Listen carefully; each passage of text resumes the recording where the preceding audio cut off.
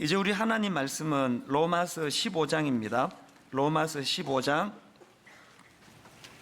14절부터 16절까지 말씀입니다. 로마서 15장 14절부터 16절까지 세 구절이니까 우리 합심해서 같이 읽도록 하겠습니다. 14절부터 한 목소리로 같이 읽겠습니다. 내 형제들아, 너희가 스스로 선함이 가득하고 모든 지식이 차서 능히 서로 권하는 자임을 나도 확신하노라. 그러나 내가 너희로 다시 생각나게 하려고 하나님께서 내게 주신 은혜로 말미암아 더욱 담대히 대략 너희에게 썼노니, 이 은혜는 곧 나로 이방인을 위하여 그리스도 예수의 일꾼이 되어 하나님의 복음의 제사장 직분을 하게 하사 이방인을 제물로 드리는 것이 성령 안에서 거룩하게 되어 받으실만 하게 하려 하심이라. 아멘.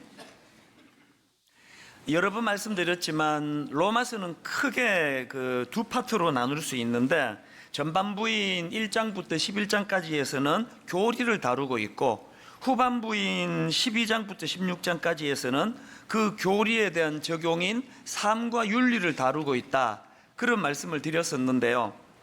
그런데 이 후반부인 12장부터 16장까지를 좀 더 세분해서 설명을 드리자면, 이 후반부는 본론적인 삶과 윤리에 관한 실제적인 내용은 지난주까지 살펴보았던 로마서 15장 13절까지로 끝나고요.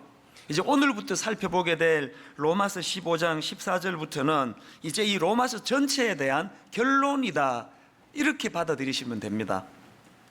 그렇기 때문에 이제 로마서 15장 14절부터는 저자인 바울의 개인적인 이야기, 그리고 또 개인적인 어떤 심정, 이런 내용들이 이제 쭉 열거가 되는 것을 볼 수가 있는데요. 저는 이 바울 개인의 이야기와 심정을 다룬 이 오늘 본문 이후의 그 결론 부분도 참 은혜가 됩니다. 예를 들면은 오늘 본문에 보면은 바울이 개인적으로 무슨 얘기를 하는가 하면은 자기가 왜 이 로마서를 집필하게 되었는지 그 이유를 쭉 설명하는 것을 볼 수 있는데, 저는 거기서 은혜를 많이 받았습니다. 왜 이게 감동이 되는가 하면은요, 이제 먼저 바울이 왜 이 로마서를 집필하게 됐는지에 대해서 두 가지 이유를 들어서 설명하려는 것을 볼 수가 있는데요. 첫 번째 이유가 뭐냐? 자, 14절 15절 앞부분을 보십시오. 내 형제들아, 너희가 스스로 선함이 가득하고 모든 지식이 차서 능히 서로 권하는 자임을 나도 확신하노라. 로마 교회가 이미 참 성숙하다는 걸 여기서 지금 칭찬하는 것을 볼 수가 있는데요. 그러고는 바로 그 다음에, 그러나 내가 너희로 다시 생각나게 하려고, 이미 너희들이 복음을 들었고 복음대로 살고 있고 그렇게 성숙한 것들이 많은 걸 내가 알고 있지만, 내가 왜 당신들에게 이 로마서를, 여러분 주옥 같은 복음의 내용을 담은 로마서를 편지를 보내주기를 원하는가 하면, 내가 너희로 다시 생각나게 하려고. 이게 굉장히 중요한 포인트입니다. 이미 오래전에 예수 믿고 또 나는 복음을 잘 안다고 생각하는 여기 계시는 오래 믿은 성도님들, 또 교회 중직자들이 이 바울의 정신, 나는 복음을 잘 알지만, 그리고 또 나름 복음대로 살려고 애쓰지만, 그럼에도 불구하고 나는 늘 복음 가까이 하기를 원한다, 나는 복음 듣기를 원한다. 왜? 그렇게 함으로 너희로 다시 생각나게 하려고. 전 이런 생각을 합니다. 한국 교회가 살아나기 위해서 제일 먼저 해야 되는 게 뭐냐 하면은요, 오래 예수 믿은 또 저 같은 목사, 교회의 중직자들, 그들이 바로 이 정신을 회복하는 거예요. 난 다 안다, 이런 생각하지 말고 늘 복음을 가까이 듣고 가까이 하고, 그래서 바울이 로마서를 쓴 이유로 설명하는 것처럼 너희로 다시 생각나게 하려고. 이런 면에서 저는 지금 우리 교회가 강조하고 있는 전도 폭발 훈련, 많은 분들이 여기에 참여했으면 좋겠습니다. 꼭 전도 왕을 만들기 위한 게 아니에요. 계속 내가 복음을 전하려면 어떻게 해야 됩니까? 복음의 기술을 계속 듣고 외우고 자기가 먼저 그것을 인식하는 거 아닙니까? 그리고 우리가 복음을 전하는 게 왜 중요한가 하면요, 복음을 전하면서 정리가 돼요. 복음을 전하면서 그게 또 내 귀에도 들어오는 거 아닙니까? 이런 의미에서 저는 지금 또 우리 교회가 강조하고 있는 1:1 양육, 그 16주 동안에 복음의 엑기스를 가르치고 배우고 하는 이런 과정들을 정말 많이 참여하셨으면 좋겠습니다. 우리 교회가 다락방을 왜 이렇게 강조합니까? 이 복음을 살아내는 사람들이 복음을 매개로 해서 복음을 늘 대화하면서 다락방 안에서 교제를 나누는 건 그 신앙 성장에 굉장히 중요한 요소거든요. 저는 저와 우리 성도님들 모두가 다 사도 바울이 로마서를 집필하게 된 이유라고 하는 너희도 다시 생각나게 하려고, 오래 예수 믿은 목사, 장로, 권사 이런 분들이 다시 한번 복음을 가까이 함으로 복음의 정신이 다시 되살아나는 은혜가 이 교회에서 계속 일어나게 되시기를 바랍니다. 그런가 하면은 두 번째로 바울이 왜 자기가 로마서를 집필하게 되었느냐, 두 번째 이유를 어떻게 설명하는지 아십니까? 15절 하반절을 보십시오. 하나님께서 내게 주신 은혜로 말미암아 더욱 담대히 대량 너희에게 썼노니. 로마서를 왜 썼다고요? 은혜의 감격을 억누르기가 어려운 마음으로 썼다는 거예요.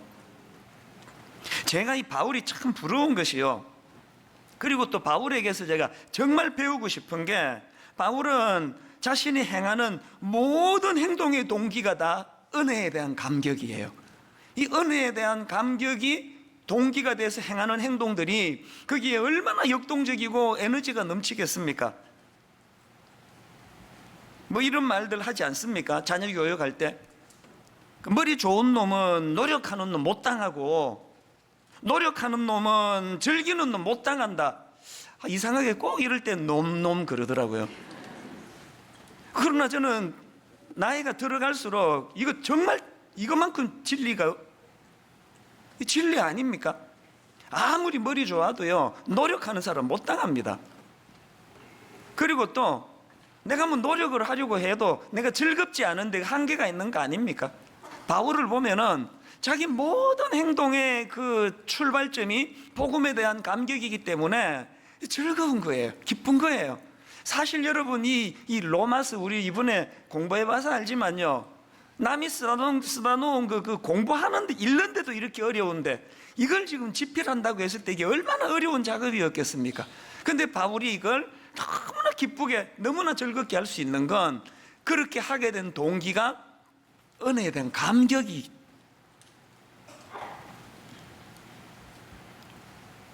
그런가 하면은 저는 이 본문의 바울을 보면서 또 한 가지 그 드라마 대사, 요즘에 제가 또 이 나이 들면서 이 여성 호르몬이 팍팍 넘쳐가지고 그렇게 옛날보다는 드라마가 재밌어요. 안 보려고 요새는 애를 막 좀 써야 될 정도인데요. 우리나라 드라마는 그 패턴이면 그게 좀 비슷하기 때문에요, 여러 이 비슷한 말이나 같은 말을 대사 속에서 듣는 경우가 종종 있는데, 우리나라 드라마에서 종종 제가 들었던 그 대사 중에 이런 대사가 있습니다. 검은 머리 짐승은 거두는 것이 아니야. 드라마에서 몇 번 들었습니다. 여기 지금 검은 머리 짐승은 사람을 지금 빗대서 하는 이야기 아닙니까? 그냥 사람은 거두는 게 아니다 이렇게 말하면 되지, 왜 검은 머리 짐승은 거두는 게 아니다 말하는지 아십니까? 왜 그러냐니까요, 인간 말고 진짜 짐승들은요, 주인이 호의를 베풀고 사랑을 주면은 절대로 배신하는 일을 안 합니다. 강아지를, 고양이를 왜 그렇게 키우기를 원하십니까? 키워보면은 진짜 네 발로 걷는 짐승들은요, 그 주인의 호의를 절대로 배신하지 않아요. 여기에 반해가지고 이 머리 검은 짐승이라고 하는 우리 인간들은요, 사실 저도 많은 사람을 상대하다가 보니까 그 뭐 이렇게 딱 말하고 표현하진 않지만 제 마음으로도 그 대사가 불쑥불쑥 떠오를 때가 많은 게 사실이에요. 섭섭할 때가 많은 거 아닙니까? 그런데 여러분, 오늘 본문을 기록한 사도 바울에게는요, 이 검은 머리 짐승은 거두는 것이 아니다 이런 말이 이게 통하지 않는 분이에요. 왜? 바울은 다메섹 도상에서 예수 그리스도를 만나 은혜를 경험하고 그 은혜의 감격이 일평생 동안, 이 사랑의 선순환 아닙니까? 그 감격 속에 있으니 주님이 계속적으로 그 바울에게 은혜로 인도해 주시니까 그 바울의 일생은요, 식지 않는 은혜의 감격의 연속이었다, 그렇게 말씀드릴 수 있는 거 아닙니까? 그는 한 번도 주님을 배신하고 주님이 섭섭해가지고 이 머리 검은 짐승은 거두는 게 아닌데 그렇게 후회하게 하는 짓을 한 번도 한 적이 없습니다. 그러니까 이런 식으로 제가 지난 몇 주 동안에 이제 이 부록이라고 하는 결론이라고 하는 이 본문 이후의 말씀을 쭉 묵상하면서 많은 은혜도 받고 도전을 받았는데요. 그래서 저는 오늘 본문에서 발견되는 이 바울의 귀한 점들을 좀 정리를 해서 이걸 질문 형식으로 제가 좀 풀어나가 보려고 합니다. 자, 바울을 보면서 우리가 품어야 할 질문이 몇 가지가 있는데요. 첫 번째 질문이 뭐냐? 이 질문 하셔야 됩니다. 어떻게 하면 우리도 바울처럼 그 은혜의 감격을 식지 않게 할 수 있을까? 고뇌하며 질문을 해야 돼요. 왜 그렇습니까? 여러분, 우리 인간이 가진 치명적인 결함 중에 하나는요, 우리는 그 첫사랑의 감격을 유지할 능력을 잃어버린 거예요. 이게 참 생각해보면 슬픈 일이에요. 저는 결혼식 주례를 많이 하지 않습니까? 어제도 딱 이 자리에서 2건의 주례를 했는데요. 이 결혼식 주례를 하다가 보면은 가장 엄숙한 순간이 결혼 서약하는 시간이에요. 어제도 보니까 그 신랑이 너무 감격에 겨워가지고 한평생 이 여자만을 사랑하겠다는 그 혼인 서약을 하다가 울먹울먹 하는데 마음이 찡했습니다. 제가 얼마나 엄숙하고 얼마나 진실하게 그렇게 했으면 그 마음이 뜨거워져 가지고 울먹울먹 하면서 그렇게 사랑의 고백을 약속을 하겠습니까? 그러나 저는 알지요. 아무 소용없는 눈물이라는 거. 세상에 어느 그 신랑이 어느 신부가 결혼 서약을 거짓으로 속여가지고 해서 가정이 어려운 집이 어디 있습니까? 모든 신랑이 모든 신부가 죽을 때까지 내가 이 사람만을 사랑하겠다고 눈물을 흘리면서 부들부들 떨리면서 약속을 하지만 애당초 우리는 그 약속을 지킬 능력을 상실한 존재인 거예요. 가정이 이렇게 어려운 건 다 거기서 나오는 거 아닙니까? 구약에 저는 여러분 하나님이 그 홍해를 건너고 광야 생활하는 이스라엘 백성들에게 만나를 주셨던 그 사건에서 인간의 그 한계를 저는 너무 여실히 보는데요.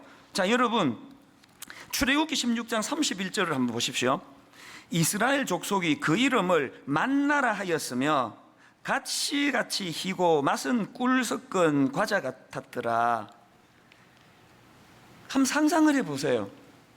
생전에 경험해보지 못한 이 만나라고 하는 이 꿀 섞은 과자 같은 그 하나님이 만들어주신 이 만나를 보고 아마 다 뿅 갔을 거예요. 그랬는데 여러분 그 민수기 11장 5절 6절로 가보시겠습니까? 세 번역이 더 생생합니다. 이집트에서 생선을 공짜로 먹던 것이 기억에 생생한데 그 밖에도 오이와 수박과 부추와 파와 마늘이 눈에 선한데 이제 우리 눈에 보이는 것이라고는 이 만나밖에 없으니 입맛마저 떨어졌습니다. 민수기 21장 5절로 가면 더 심각합니다. 현대인의 성경으로 보십시오. 그들은 하나님과 모세를 원망하며 왜 우리를 이집트에서 끌어내어 이 광야에서 죽이려 하시오? 여기는 먹을 것도 없고 마실 물도 없지 않소? 이제 이 지겨운 만나도 신물이 나서 못 먹겠소. 이게 인간이에요. 이게 제가 언젠가 우리 그 부목사님들하고 이제 점심을 같이 먹으면서 이제 그냥 뭐 잡담을 하다가 이런 이야기를 나눴습니다. 우리 교회 부임한 지 몇 년 됐어요? 몇 년 차예요? 들어보니까 또 다르더라고요. 제가 이런 질문을 했습니다. 그 분당 우리 교회 와가지고 그동안 제일 그 추억이 남는 그런 기억이 있다면 어떤 게 있느냐고 그랬더니요, 연차가 다 다른데도 불구하고 그때 제 테이블 맞은편에 세 교역자가 앉았는데 똑같은 대답을 하는 거예요. 그게 뭐냐 하니까요, 세 사람이 똑같이 하는 말이 자기가 분당 우리 교회에서 제일 그 추억이 되는 게 첫 예배의 감격이래요. 첫 예배. 그 첫 예배의 감격이 늘 그게 잊혀지지 않는데요. 사실 이 이야기는요, 우리 교회 오래된 성도님들한테 거의 뭐 100번도 더 들은 이야기예요. 그 첫 예배의 감격, 그리고 초창기 때 예배, 그때 막 실제적으로 그 여성분들이 항의도 하고 또 여성분들이 건의도 많이 했습니다. 너무 목사님 예배 시간에 그렇게 울려가지고 얼굴 보세요 얼굴 그러면서 눈이 시커매져가지고 그렇게 왜 그렇게 된지 저는 잘 모르겠지만 화장이 번졌대나 뭐.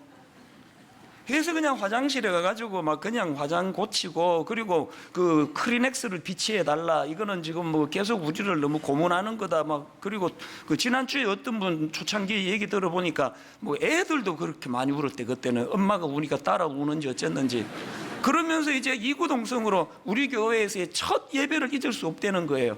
성가대의 찬양대의 첫 찬양서부터 이렇게 눈물이 나더라는 거예요. 근데 여기 함정이 있는 거 아시죠? 그게 추억이 됐다는 게 뭘 이야기하는 거예요? 다시 그때는 거 아닙니까? 옛날 얘기라는 거 아닙니까? 지금 그 누구도 크리넥스 비치해달라는 말하는 사람 아무도 없어요. 이게 만나가 돼버린 거예요. 너무 익숙하니까요. 그게 인간이에요. 그래서 저는 여러분들이요, 우리 교회 오신 지 지금 3년이 넘었는데, 그리고 또 여러분들이 우리 교회에 인터넷으로 예배를 드린 지가 3년이 넘었는데, 난 여전히 말씀이 너무 뜨겁다 그러면 난 그분을 진짜 존경합니다. 그건 저희의 설교와 상관없는 그분의 어마어마한 영성이에요. 우리 교회에서 지금 예배 드린 지 15년째 되는 분이 아직도 나는 예배의 감격을 나는 주체할 수 없다. 매 예배마다 그 눈에 그 마스카란지가 다 번져가지고 그냥 시커멓게 되는 일이만 매주일 일어난다. 이런 분들은 조심하세요. 하나님 곧 불러 가실 거예요. 그 정도 내공이면 됐다. 이제 성화 끝났다. 들어와라. 그거 보통 내공이 아니에요. 인간은요 익숙해지면 식상하는 거거든요.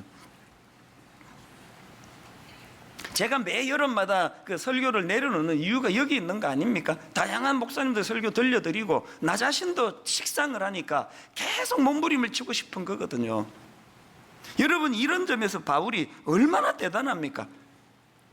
디모데 전서 하면은요, 바울 사역 거의 그 후반부에 쓴 막바지에 쓴 편지인데요, 오랜 세월이 지났음에도 불구하고 그 1장에서부터 서두에서부터 그 바울의 감동을 한번 들어보십시오. 디모데전서 1장 13절 14절. 내가 전에는 비방자요 박해자요 폭행자였으나 도리어 긍휼을 입은 것은 내가 믿지 아니할 때에 알지 못하고 행하였음이라.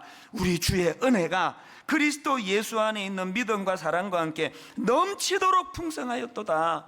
하나도 안 식어서 하나도. 내가 얼마나 포하겠는데, 얼마나 내가 자격을 잃어버린 자였는데, 다메섹 도상에서 어떤 은혜로 나를 주님이 거두어 주셨는가? 넘치도록 풍성한 이 사랑, 이 은혜, 이 감격. 여러분, 이거 우리 안간힘을 써서 회복해야 돼요. 왜 회복해야 되는지 아십니까? 구약에 그 남유다 아사왕이라고 있는데요, 역대하 14장에서 막 하나님께 엄청 은혜를 받고 감격을 경험합니다. 구스왕 세라가 군사 100만을 거느리고 침략해 오는데요, 그 당시 이 아사왕이 갖고 있는 군사력으로는 그 침공해 온 그 구스왕 세라를 이길 수 있는 확률이 1%도 안 돼요. 이 큰일 났습니다. 너무 두려워가지고 하나님께 눈물로 부르짖거든요. 역대하 14장 11절. 아사가 그의 하나님 여호와께 부르짖어 이르되, 여호와여, 힘이 강한 자와 약한 자 사이에는 주밖에 도와주리가 없사오니 우리 하나님 여호와여, 우리를 도우소서. 간절하게 기도합니다. 하나님이 그 기도를 받으시고요, 있을 수 없는 결과를 주신 거예요. 도저히 이길 수 없는, 이거는 뭐 기적이라는 말밖에 할 수 없는 그런 하나님께서 놀라운 결과를 허락해 주시니까요, 막 그 감격이, 은혜에 대한 감격이 넘쳐가지고요, 바로 그 다음 장 15장에 보면은 아사왕은 우상을 제거하고 영적인 개혁을 단행하고 하나님의 사람이 뭐라고 충고하는 거 그대로 다 수용하고 막 너무너무 놀라운 그런 뜨거운 삶을 살아요. 이게 14장 건너 15장의 모습이고요, 딱 한 장 건너 16장에 가면 이게 다 식어 빠진 아사왕이 나옵니다. 16장에서 북이스라엘 왕이 유다를 공격해 오는데, 그랬더니 아사왕이 하나님을 의지하기보다는 아람왕 베나닷을 의지해가지고 곳간의 은금을 아람왕 베나닷에게 갖다 바치면서 도움을 청합니다. 하나님은 그거 제일 싫어하시잖아요. 도움을 구할 여호와 하나님은 배제하고 어떻게 이 눈에 보이는 인간 실력자에게 그러느냐고. 그래가지고 하나님이 선견자 하나냐를 보내가지고 경고의 말씀을 주십니다. 그랬더니 이 아사왕의 반응이 어땠는지 아십니까? 역대하 16장 10절을 보세요. 아사가 노하여 선견자를 옥에 가두었으니 이는 그의 말에 크게 노하였음이며, 그때 아사가 또 백성 중에서 몇 사람 학대하였더라. 세상의 14장에서 그렇게 놀라운 은혜의 감격이 가슴이 터질 것 같은 은혜를 경험하고 15장에서 하나님의 사람이 뭐라 얘기하니까 다 수용하고 종교개혁을 단행하고 했던 그게 불과 한 장 앞인데, 어떻게 그 다음 16장에서 이렇게 그냥 하나님의 사람을 옥에 가두고 바른 소리 한다고 그냥 분노하고, 이거 어쩌다 이렇게 됐느냐. 자료 보니까 뭐 많은 분석이 있는데요, 그게 다 부질없는 분석이에요. 그 많은 분석 필요 없고요, 간단해요. 그게 그냥 인간인 거예요. 인간. 그게 인간인 거예요. 조금 전에도요, 예배 마치고 그 초신자분이 오셨는데 너무너무 가슴이 뜨겁고 지금 투병 중인데 하나님이 자기를 어떻게 만져주시고 금요 기도회에도 나오신다네요. 금요 기도회와 하나님이 어떻게 섬세하게 인도하시고, 저는 한 40-50년 믿은 분들에게 근래 이런 얘기 잘 듣지를 못했는데요, 여러분, 우리가 바울처럼 안간힘을 써서 이 은혜의 감격을 회복하지 않으면 아사처럼요, 이 아사왕처럼 제가 보니까요, 은혜의 감격이 식은 사람들은 걸핏하면 이게 분노가 자꾸 생겨요. 아사가 노하여. 자꾸 이렇게 화가 나는 분 계세요? 그것이 은혜가 식었다는 뜻이에요. 누가 뭐 어지간하게 뭐 자기를 찝쩍거려도 옛날에 은혜가 막 다 감싸버렸잖아요. 그 뭐 부부 싸움이 뭐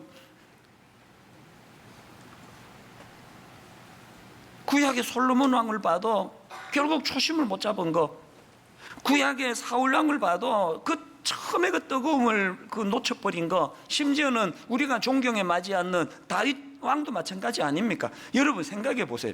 다윗이 지금 물맷돌로 골리앗을 물리치고 막 가슴이 터질 것 같은 은혜의 감격을 하고 있는데 어떤 여자가 저기서 벌거벗고 목욕하는 것을 옥상에서 다윗이 봤다. 다윗이 그날 그런 죄 지었을까요? 저는 아니라고 생각해요. 그 감격이 식어버리니까 유혹에도 그렇게 쉽게 넘어가는 거 아니겠습니까? 그렇기 때문에 여러분, 우리가 바울처럼 세월이 흘러도 은혜에 대한 감격이 식지 않기 위해서 기도해야 돼요. 구해야 돼요.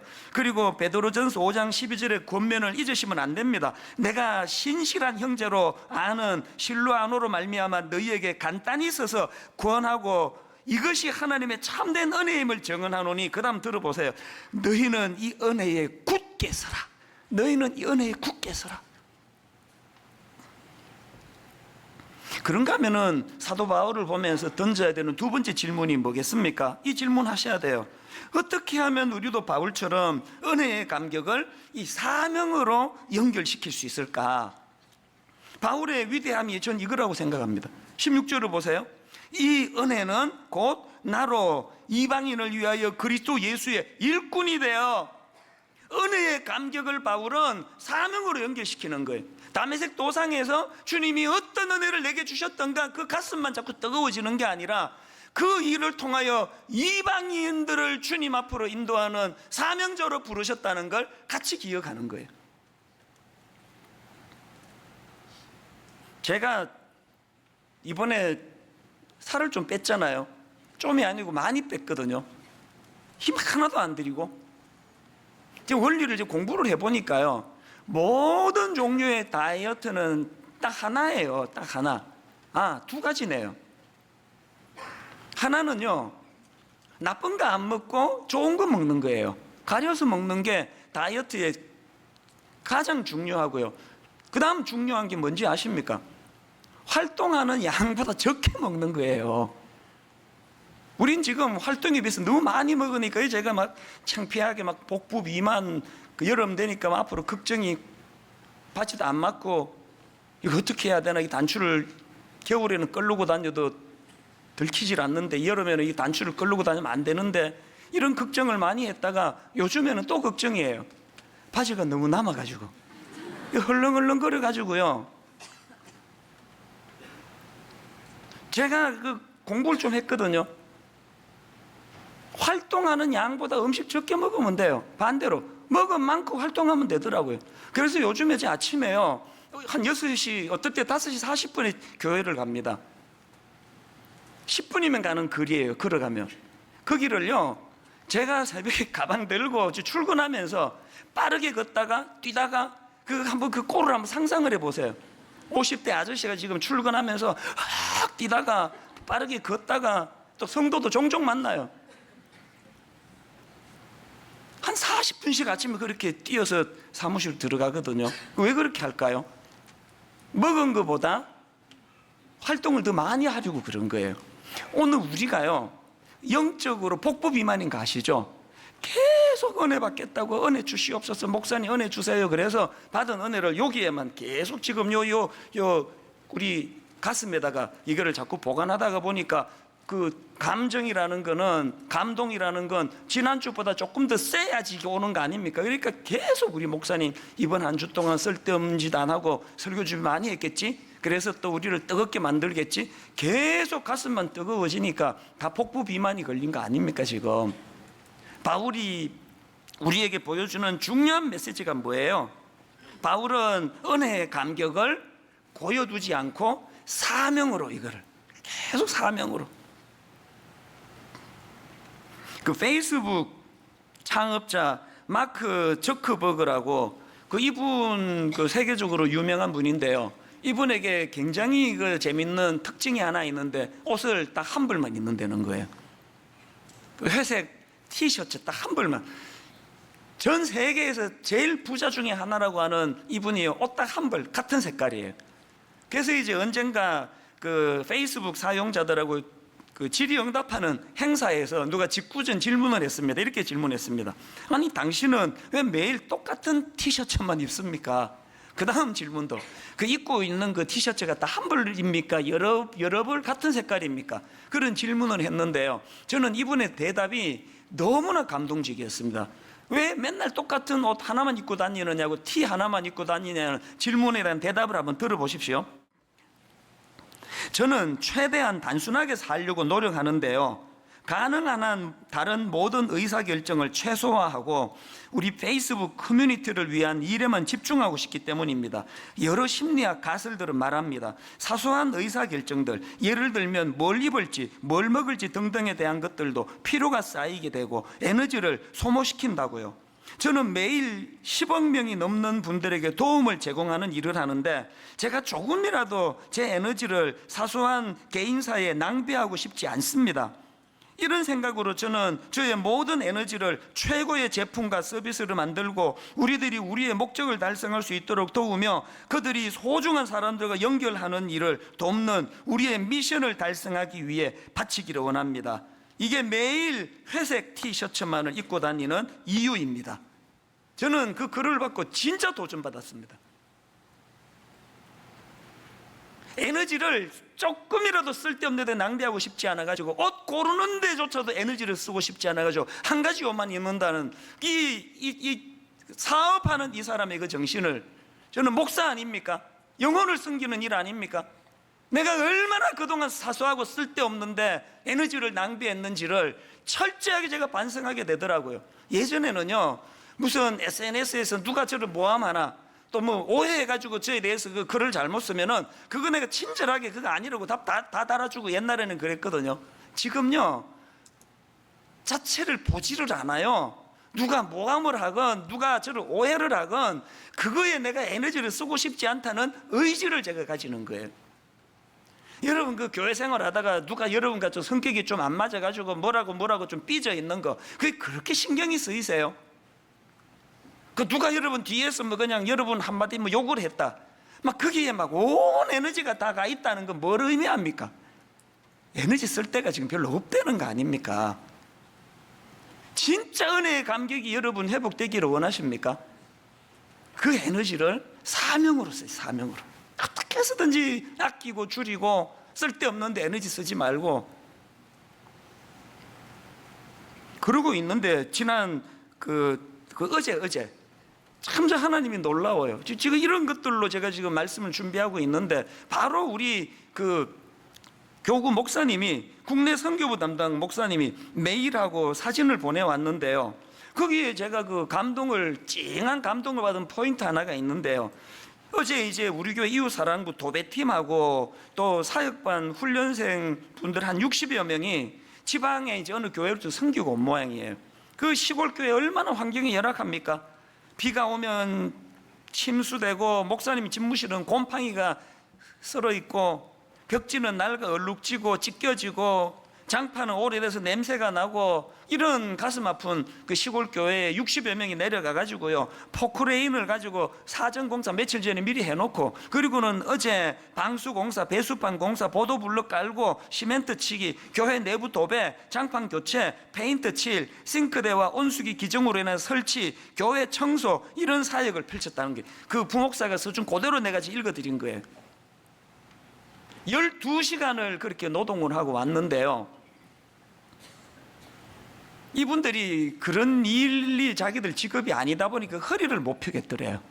근데 여러분, 그 메일에서 제가 감동을 받은 부분이 어느 부분인지 아십니까? 이 대목이에요. 이런 글이 있더라고요. 그런데 목사님, 감사한 것은 책임을 맡은 그 팀장님이 말씀하시기를 힘든 사역이었지만 이런 기분은 처음이다라고 하시며 매우 행복해 하십니다. 팀장님뿐만 아니라 섬기시는 모든 분들의 표정 속에서 그 수고에 따른 감사와 행복이 느껴집니다. 이게 너무 제가 감동이 되더라고요. 그 왜 12시간 그거 무슨 돈 한 푼 나오지 않는 시골 교회 가가지고 허리를 못 펼 정도로 막노동을 하고 죽을 것 같은데 왜 기쁨이 밀려오는 거예요? 왜 그 감동이 그렇게 자꾸 자기를 행복하게 하는 거냐고요? 왜냐고요? 여러분, 구원의 감격, 은혜의 감격을 가지고 사명을 감당하는 곳에는 주님이 이런 선물을 주시는 거거든요. 이게 이상한 게 아니에요.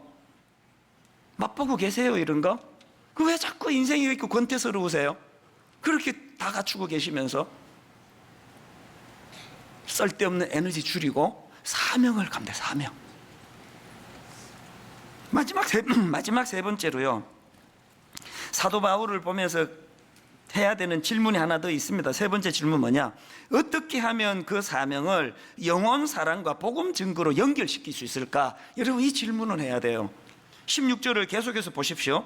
이 은혜는 곧 나로 이방인을 위하여 그리스도 예수의 일꾼이 되어 하나님의 복음의 제사장 직분을 하게 하사 이방인을 제물로 드리는 것이, 여기 보니까 바울이 지금 자기를 복음의 제사장이라 그러고요, 그리고 또 자기가 전한 복음 증거로 인해서 회개한 이방인 신자들을 제사의 제물이라고 표현을 해요. 뭘 의미하는 겁니까? 원래 제사장은 제사를 통해 하나님과 죄인을 화해시키는 역할을 하는 거 아닙니까? 거기서 착안해가지고 바울은 자기가 전하는 복음을 통하여 이방인들이 주님을 만나고 주님 앞으로 돌아온다면 나는 이거 제사장 역할이다.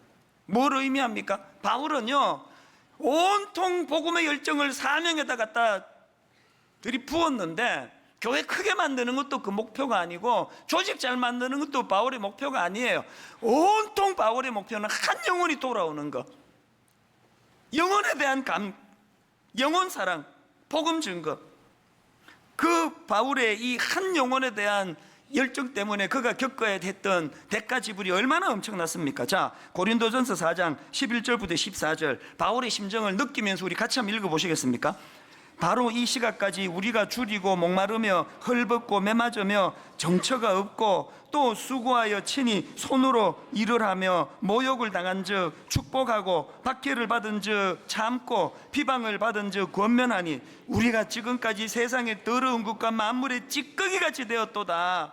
얼마나 그 복음을 전하는 사명 때문에 이렇게 수모를 당하고 조롱을 당하고 핍박을 당했지만 이걸 어떻게 감수할 수 있었나? 이유를요, 바로 그 다음 15절에서 이렇게 이야기합니다. 15절을 보십시오. 그리스도 안에서 일만 스승이 있으되 아버지는 많지 아니하니 그리스도 예수 안에서 내가 복음으로써 너희를 낳았음이라.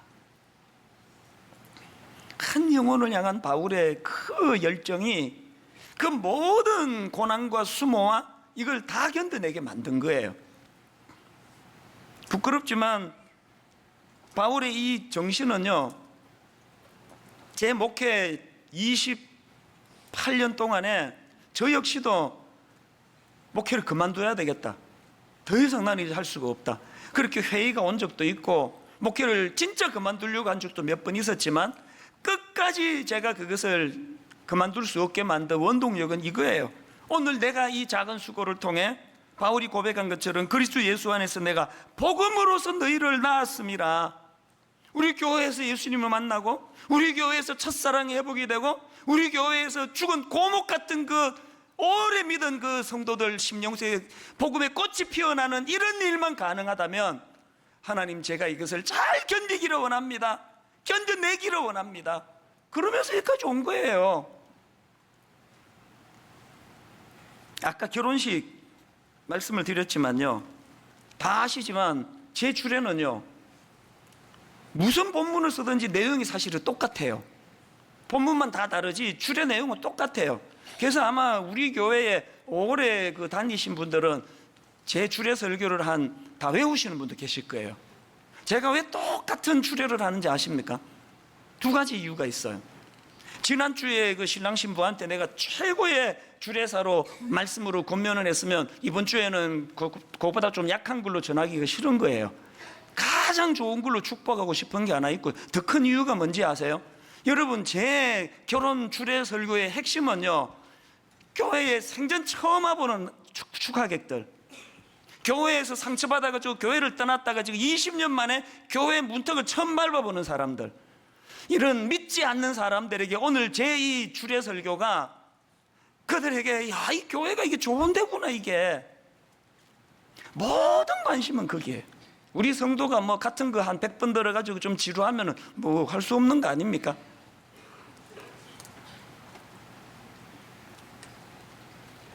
부탁드리는데요, 여러분, 지금 그 기존 신자 등록을 받지 않는 것 때문에 너무너무 죄송한 일이 많아요. 저한테 눈물의 편지 제가 받은 것만 해도 지금 뭐 얼마나 많은지 모르고요. 여러분, 기존 신자 등록을 받지 못하는, 또 등록하지 못하는 그 아쉬움과 아픔이 너무 크다는 거 제가 알지만요, 부탁합니다. 여러분의 그 아쉬운 마음을 여기 우리 지금 드림센터에서 분립개척교회 한 층을 지금 쓰고 있지 않습니까? 그리로 가세요. 그 양주성 목사 정말 좋은 종이고요. 그리고 더 중요한 거는 거기 가면은 사명이 있어요. 할 일이 있습니다. 내가 얼마나 은혜를 누리는, 예배를 드리느냐보다 더 중요한 거는 내 사명이 있는 그곳을 찾는 거거든요. 결론을 이렇게 맺기를 원합니다.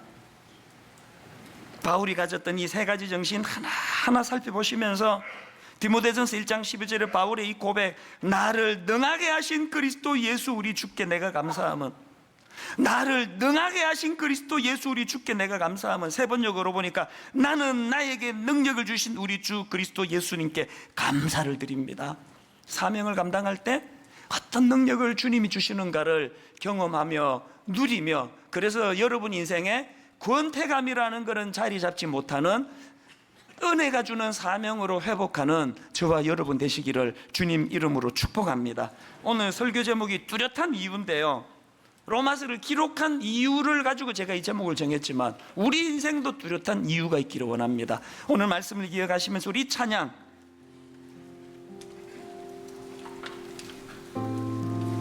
내 삶의 이유라, 예수는 내 힘이요 나의 기쁨, 내 참 소망, 내게는 어떤 뚜렷한 삶의 이유가 있는지 점검하시면서 우리 함께 찬양하기 원합니다. 예수는 내 힘이요, 예수는 내 힘이요 나의 기쁨, 내 참 소망, 내 참 소망, 그 이름의 생명이 내 삶의 이유라. 내 삶의 우리 다시 한번 고백합니다. 예수는 내 힘이요, 예수는 내 힘이 나의 기쁨, 내 참 소망, 내 참 소망, 그 이름의 생명이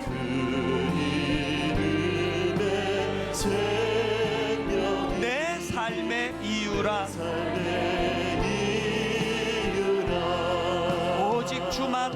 따라갑니다. 오직 주만 따라갑니다. 오직 주만 높임 받으소서. 오직 주만 높임 받으소서. 내 평생에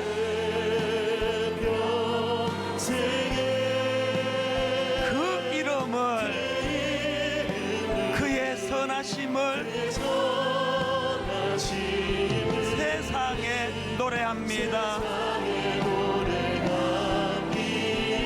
그 이름의 크신 능력,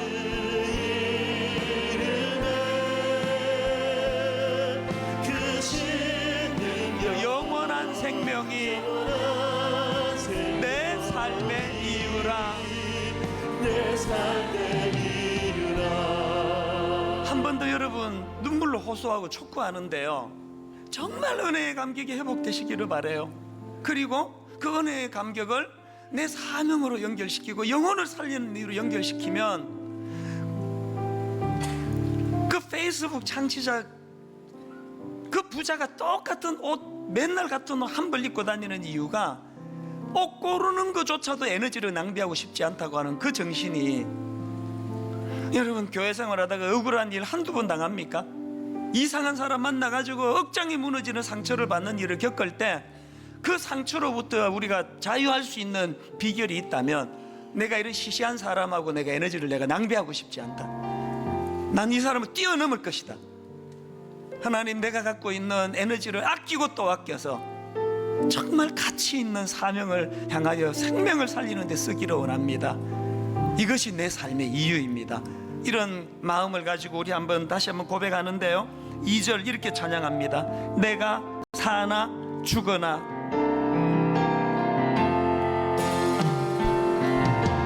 내가 사나 죽으나 그 이름을 위하여 내 모든 것 다 드리니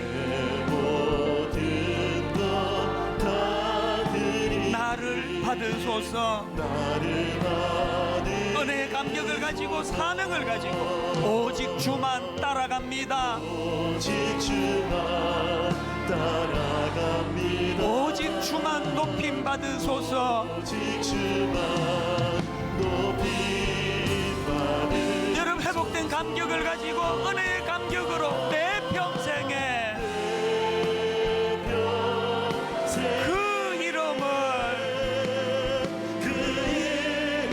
그의 선하심을 세상에 노래합니다. 그 이름의 크신 능력,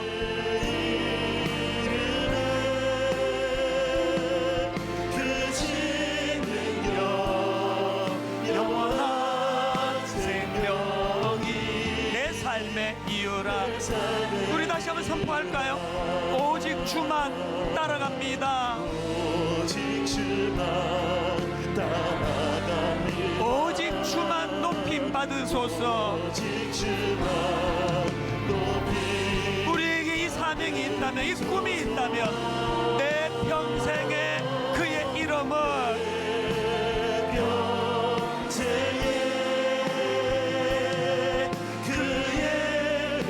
그의 선하심을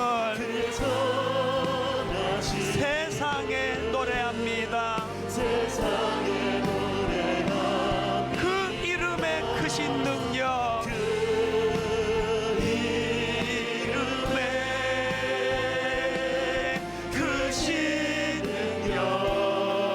영원한 생명이 내 삶에 예수 이름 높이세. 예수 이름 높이세. 능력의 이름, 예수 이름 높이세. 구원의 이름, 예수 이름을 부르는 자, 예수 이름 앞에, 예수 이름을 믿는 자, 예수 이름 앞에 나오는 자, 복이 있도다.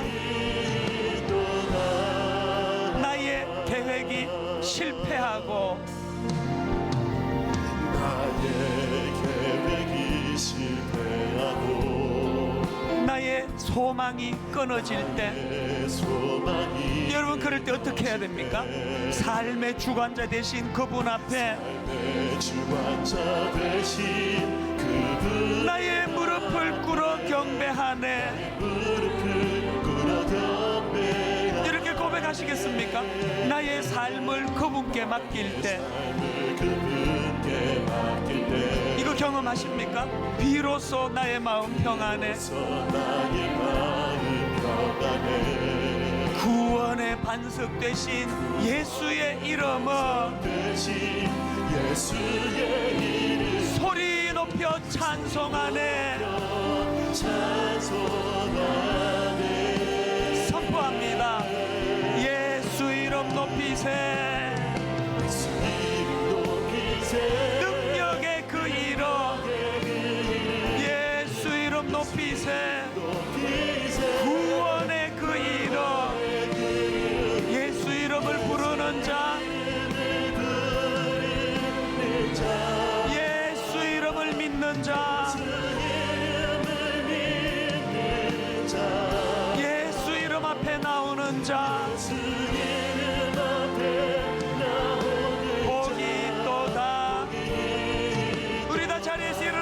마지막으로 선포합니다. 예수 이름 높이세. 능력의 그 이름, 예수 이름 높이세. 구원의 그 이름, 예수 이름을 부르는 자, 예수 이름을 믿는 자, 앞에 나오는 자, 복이 또다.